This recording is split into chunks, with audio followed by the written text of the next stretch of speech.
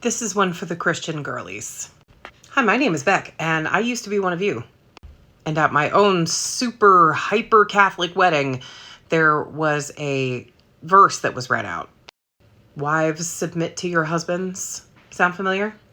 And then, of course, if you ask any Christian, really, that's talking to you about Christian marriage, they're going to say, well, the man has, the real hard part of that one, because the man's flip side of it is, and, husbands, love your wives as Christ loves the church. And what did Christ do for the church? He died for it, right?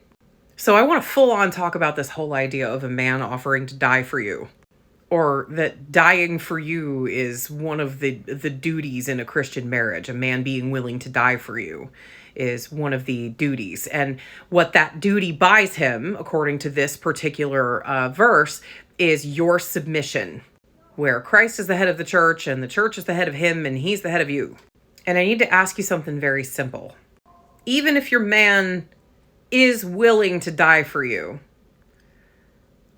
how many times is he going to have to do that? Maximum once, probably never. So do you understand how it's just a platitude? You have to spend your whole life in submission to this man, and he can just sit back and say, well, I was willing to die for her, until he craps himself to death at 97. He gets to rule the fucking roost and have the last word in everything because he made this platitude that he would die for you someday if he had to.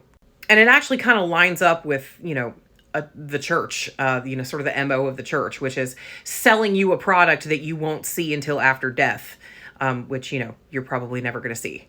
So you submit your whole life and do whatever they say in order to get this one thing that might maybe happen one time. But it's eternal life, they swear. And so you have to submit your whole life to this man just to get this one thing that maybe and probably is not ever going to happen, but if it does happen, it will only happen once. Meanwhile, you will have to submit to him in every decision that you make. You will have to defer to him in everything that your whole life does, your children do, everything. He's supposed to be the whole boss of you. You submit totally. Doesn't exactly sound like a fair fucking deal, does it? And I've gotten to the point in my life with people where, they can give me platitudes all day long. They can say all of the things that they would do for me. But until they actually do them, I don't believe it. And I feel like a lot of the women that are sort of pressured into these patriarchal Christian marriages, they need to realize the same thing. Like, all they're doing is talking. There is absolutely, no water in that bucket. He might go fill it up once there's a fire, but there never will be. Demand better for yourself. Now. Make them prove that they're the partner that you deserve. And they need to treat you like a fucking equal. Because we could definitely go into all the scientific studies that show that women react better under stress and pain than men do, and have higher access to logic under stress than men do, but whatever. We can just stop it. All wars have been started by men.